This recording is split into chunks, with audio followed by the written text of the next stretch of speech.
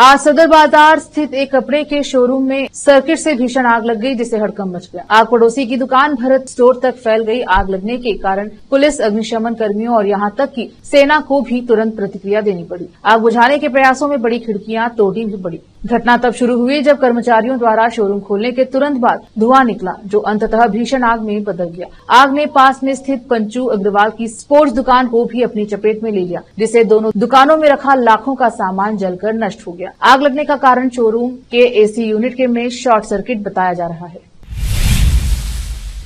रायबरेली में एक जालसाज ने करीब 35 से 40 लोगों को धोखे में रखकर प्लॉट खरीद लिए। 1.5 से 2 साल पहले बेचे गए इन भूखंडों में लखनऊ राजमार्ग के पास स्थित होने के कारण बिजली और पानी जैसे सुविधाओं का वादा किया गया था। खरीदारों द्वारा अपनी संपत्ति विकसित करने के बाद पहुंच अचानक अवरुद्ध कर दी गई। आरोपों में विधायक मनोज कुमार पांडे के भाई अमिताभ पांडे शामिल हैं, जिससे राजनीतिक विवाद छिड़ गया है। अब बाधाओं का सामना कर रहे खरीदारों ने जिला और पुलिस अधिकारियों से मदद मांगी है। इस मामले में भ्रष्ट अधिकारी कृष्ण शुक्ला और उनके भाई अजय शुक्ला भी शामिल हैं।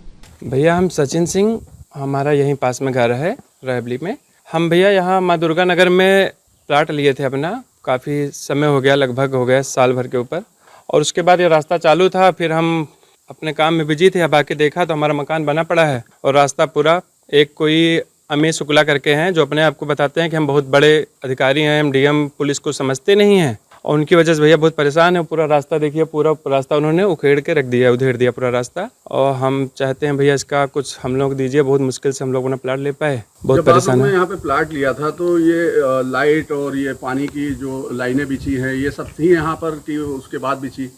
जी तब तो नहीं थी यहाँ पे ये सब खंबे उम्बे। जब रास्ता दिया गया है उसके बाद धीरे धीरे शुरू हुआ। बीच में हम आए अपने मकान पे, तब रास्ता बिल्कुल सही था।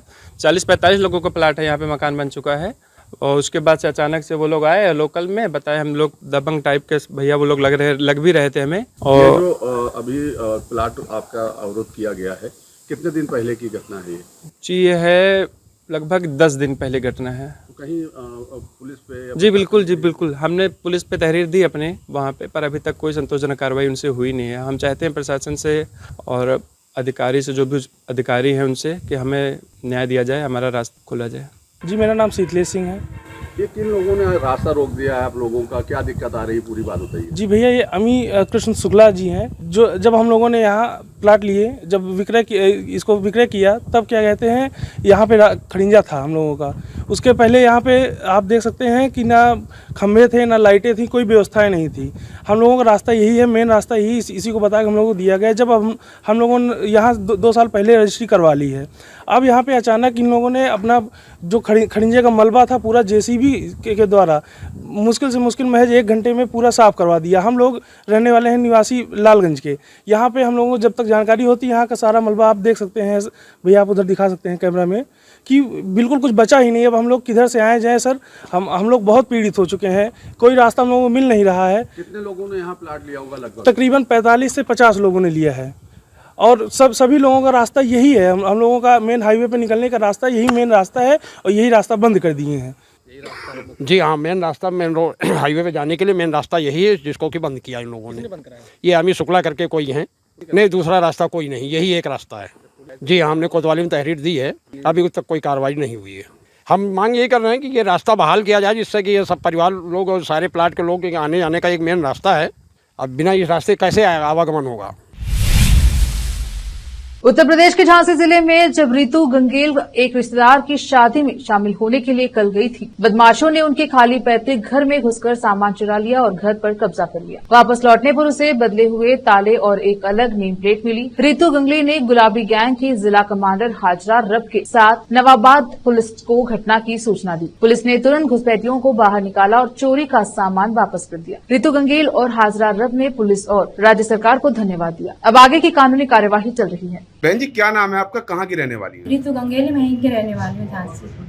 क्या घटना हुई? आपके घर पे किसने कब्जा कर लिया? मैं शादी में गई हुई थी, मेरे मकान में आसिफ साहब आया, उसने रात में ताला तोड़ा, सामान ले गया और मेरी नेम प्लेट हटा के उसने अपनी नेम प्लेट लगाई और हमारा पूरा सामान ले गया यहाँ से, और उसने कब्जा किया और उसने कहा कि ये मकान मेरा है, और बल्कि उसका मीटर भी मेरा लगा हुआ था, और उसने गलत कब्जा करके मेरे सामान को चोरी किया और यहाँ की स्थानीय पुलिस ने मेरा साथ दिया और गुलाबी गैंग की हाजरा बेगम है, उन्होंने मेरा साथ दिया और स्थानीय लोगों ने मेरा साथ दिया और यूपी पुलिस का धन्यवाद जो उन्होंने मुझे इंसाफ दिलाया और योगी सरकार जिसके राज में हमें इंसाफ मिला और उनका बहुत बहुत धन्यवाद। और हाजरा बेगम की वजह से हमें इस मकान में मुझे न्याय मिला और मेरा सामान मुझे वापस मिला। तीर्थ नगरी मथुरा के वृंदावन में आज गुरुवार को पश्चिम बंगाल के राज्यपाल डॉक्टर सीवी आनंद बोस परिवार के साथ पहुंचे। यहां उन्होंने सपरिवार ठाकुर श्री बांके बिहारी जी मंदिर में पूजा आराधना की। इसके बाद श्री आराधना मंदिर में दर्शन किया। सपा मुखिया और पूर्व मुख्यमंत्री अखिलेश यादव ने प्रतापगढ़ में कहा कि सपा और कांग्रेस की सरकार केंद्र में बनी तो अग्निवीर योजना बंद कर युवाओं को सेना में स्थायी नौकरी देने का कार्य करेंगे। भाजपा सरकार ने रेल बेच दिया, स्टेशन बेच दिया, हवाई जहाज बेच दिया, प्लेटफॉर्म बेच दिया, सारी नौकरियां खत्म कर संविदा भर्ती शुरू कर दी, नोटबंदी करके लोगों को बर्बाद कर दिया। अब जनता भाजपा का हिसाब करेगी। अखिलेश यादव लोकसभा चुनाव प्रचार के अंतिम दिन प्रतापगढ़ में सपा प्रत्याशी एसपी सिंह पटेल के समर्थन में सभा को संबोधित कर रहे थे।